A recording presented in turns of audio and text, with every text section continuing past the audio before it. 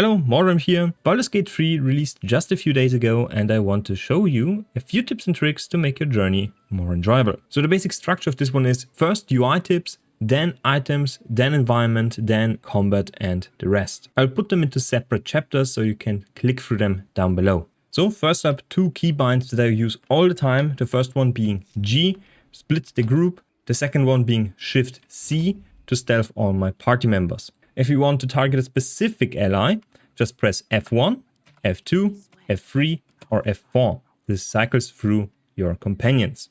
Very useful when you have your party split and everyone is stealthed, so you can reposition them before a fight, like so. The next useful one is especially for barricade, or if you just want to attack an enemy with a regular attack. Press your Control key and you will select your attack keybind right away, as you can see here. The next one is something you need to keybind. For this one, we go into options, then into keybinds, then we scroll down a little bit to highlight characters and keybind this one on something you want. I have it on my mouse button, but it's usually on grave. I don't know what grave is. So after keybinding this one, you can press it and this one will highlight your character in white, companions in blue, NPCs in yellow or green if they are friendly, and enemies in red. You can see those through objects and foliage, so it makes it much easier to get a grasp of what you're facing. Now, as long as we are in stealth, you can see this cone. That's a detection cone. Leaving stealth usually makes it disappear, but you can enable this one by just pressing Shift. So you can highlight your characters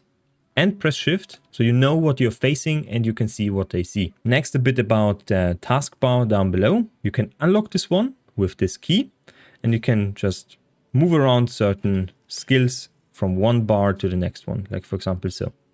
So those are not specific to your class specific abilities and your common abilities, but they can be mixed and match how you like it. Down below you can click on different tabs to choose specific skills, and in the passive tab you have the toggle non-lethal attacks option. This one is party wide, so if you lower someone to 0 health, they will not be killed, just knocked out. Useful for some quests and useful for some situations, especially a non-lethal run. I don't know if there's an ending for this one, but it's here for you to enjoy. With the plus, you can increase the amount of slots you have, and with the minus, you can decrease them. And after you do this, you can just move around your skills and rearrange them how you like it, like for example so. Now, if you want to know what action you can perform, you can just click on the action button and it will show every single action you can do. The same is true for bonus actions or lay on hands or whatever you have up here. Now for bonus actions, as you can see, you can use your potions, you can use your items, you can use your toxins, which is very useful. Now if you lose a specific spell that's not on your bar anymore, you can press your key button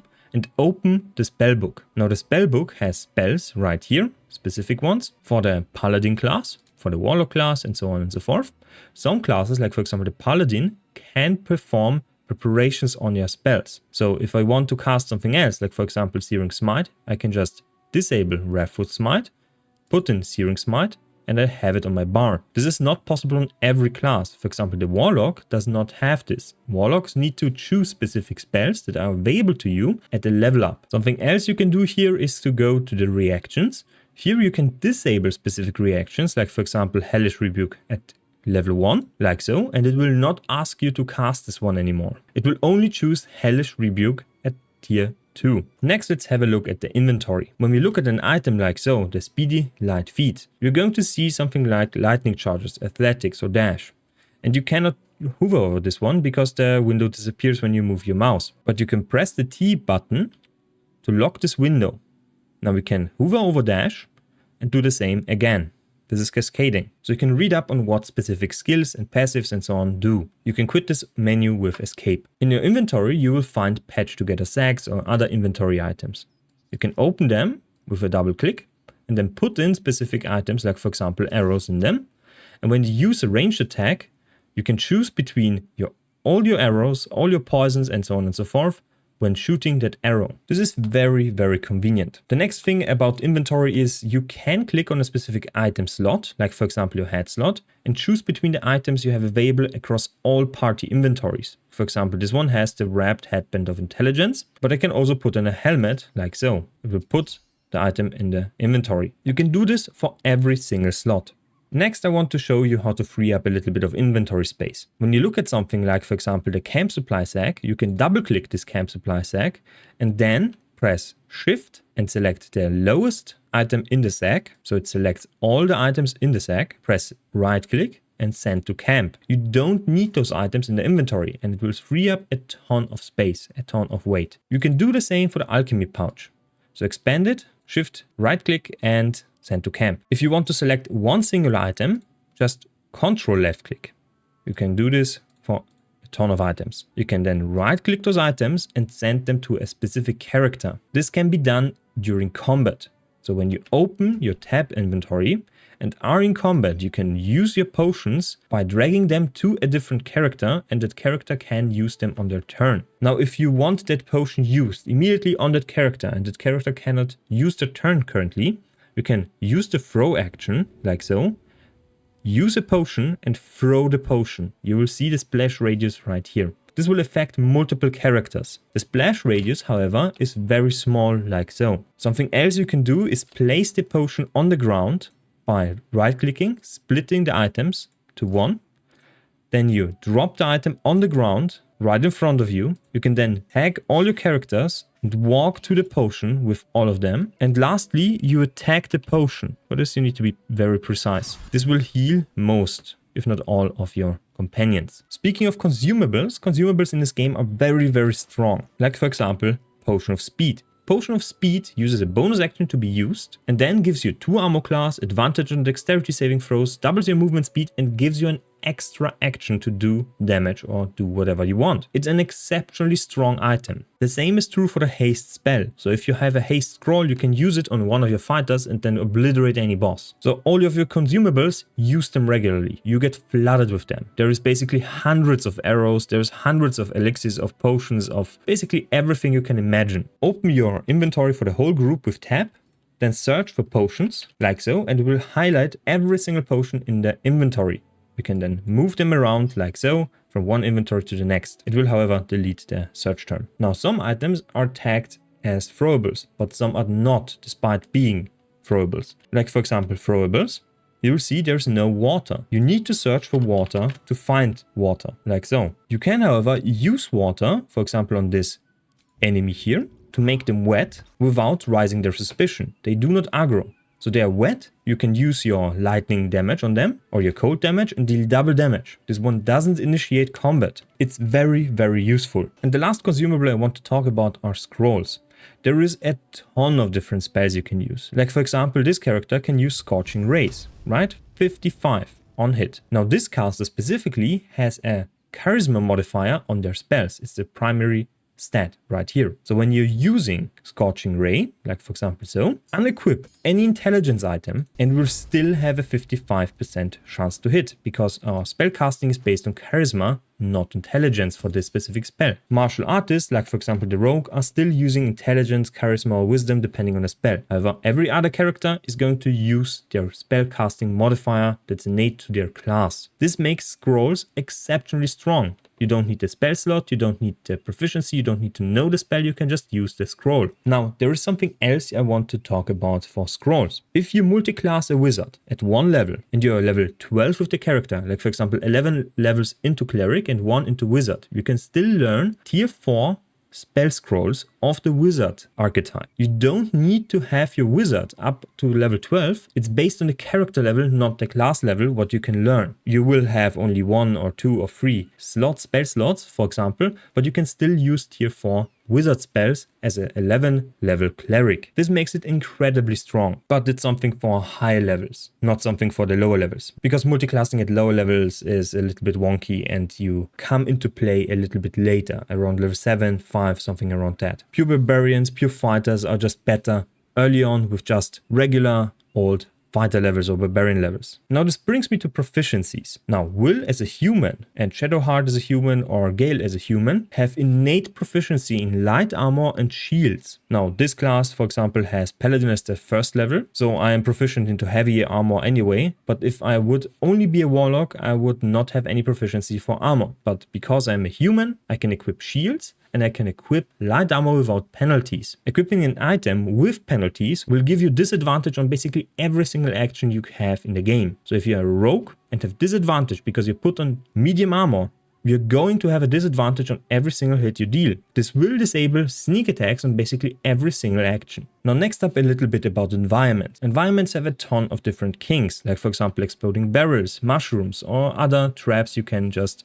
throw your range attack at and they will be triggered. This is very important while exploring. If you see explosive mushrooms, throw an arrow at them, they will explode, and you can just move around afterwards without any trouble. However, you need to be very careful with specific cascading effects. Throwing fire into those mushrooms triggers a cascading explosion that deals insane amounts of damage to your CPU, to GPU, and your mind. Well, and the NPC that was standing inside of them. Next, I want to talk about the jump action. The jump action uses your bonus action and free movement speed. This means jump can be used to jump really far, for example with this character, that's more than 3 movement speed, and you can still move a ton afterwards. You can jump above hazard, you can jump above enemies without triggering opportunity attacks, you can jump above your own characters without needing to deal with collision. So the jump action is incredibly strong offensively, defensively, and while exploring environments. But you can boost it with items like for example those shoes. Jump distance increased by 1.5 meters. Same with this chest. There is also rings that give you a spell, like for example the jump spell, which triples your jump distance. This gives for example the paladin a much needed boost in mobility. Speaking of spells on items, like for example this one, gives you the Misty Step ability on the paladin. You wouldn't have access to this one, but it's a massive, long range, really good teleport that brings you into melee range with a rather slow class. Something else I want to talk about are lightning charges. When we look at this one gives us 1 to attack rolls and 1 lightning damage and something a little bit extra. At 5 charges you're going to deal a ton more damage. But the point I'm going to make here is the attack roll +1. That's incredibly strong. That's 5% hit chance because you're rolling a dice with 20 sides. You need to match the AC of a specific enemy. If an enemy has 19 AC, you're going to need to match it with 19 on a roll. So those lightning charges will make it much more likely to hit an enemy. Now speaking of hit chance, I'm going to give you an advice for skilling your character. At level 4, 8 and 12 you're going to be able to either increase your ability score or pick a feat. Most feats, especially on lower levels and on casters, are not going to be worth it to pick. It is nearly always better to pick your dexterity or strength or charisma, whatever you're going to use as a primary stat to hit enemies, because it will increase their likelihood to hit an enemy. It is exceptionally important. It's a very big deal, especially early on. So what you're going to do is, for example on a charisma caster, you're going to max out your charisma at the beginning at 17, then at the first level you're going to push it to 19, and at the next level, at level 8, you're going to push it to 20. You will have 1 point left that's going to be, for example, Constitution, because you're going to start with 15. Which brings me to the next point, uneven stats. For example, the Dexterity 19 here is going to only give us 4 to our rolls, not 5. The 1 point in dexterity is basically useless at this point, and you need to even it out. The only stat that's going to give you something is going to be strength, because strength is going to increase your carry weight capacity. The next one is something to consider on specific characters, like for example Karlach, Shadowheart, Will. Those companions can be respec'd at Withers. Withers will talk to you and give you an option to change your class. You can do this on your base characters, on your companions, and respec their stats, redistribute them, so you're optimizing your characters. Now another thing I want to show you is you can access the chest with, for example, a character in the camp, like so. You can open your inventory, pull out, for example, the greatsword, then you open the tab menu, and then you can transfer the greatsword to Shadowheart. Shadowheart can now go to a vendor and sell that item. This means you can store basically everything in the chest because it doesn't have a capacity. And when you're going to sell something, you just go to the chest with one character, and with another character, you're going to go to a vendor. This vendor is going to be talked to by a character with a high charisma score and the matching race. So if you're talking to a human, you want to be a human to maximize the profit you're going to get through selling items. You can use this guy's self For example, to change your appearance from a dragonborn to a human or an elf or whatever you are talking to. It is very important to do this to save on some money. Next, a few tips for combat. When you are engaging specific enemies, like for example this NPC here, imagine there are multiple enemies behind her, like for example spellcasters or ranged enemies. You don't want to engage this boss enemy first. You want to cycle around with your characters like so, like to this position, and clear out the back line. All the casters first, then the big bad boss, and then the rest. It is very important because casters have very powerful spells in this game and can abuse those with very good AI. It will make fights much harder. Which brings me to the next point. Use high ground. Being on high ground gives you a +2 to your attack modifier. So when we are hitting an enemy with the range option here, it's 88%. But when we move to this position, go into stealth and try to hit her again, it's only 80%. Now, as you can see here, the number is green. So we have advantage because we are in stealth. If we are not in stealth, we don't have advantage and the chance is only 55%. Advantage means you roll 2 dice and the higher dice is getting chosen. You can further modify this through, for example, throwing grease underneath the feet of an enemy, making them wet, and so on and so forth. All of those modifiers will make it difficult for them to hit you or move around. So difficult terrain, poison will give them disadvantage on basically everything. They cannot use their action, and you can also block their line of sight, like so. They cannot hit you through the wall. Well, at least not with projectile attacks. The next one is the healer. The healing spells in this game are very bad. Like Cure Wounds is only a 1d8 plus 4. That's a health potion, and you can get health potions very easily here. So you're going to use your heal not that often. What you want to do is go into your cleric spells and use spells like Verifier. Attack rolls against this target have advantage. It's a concentration spell.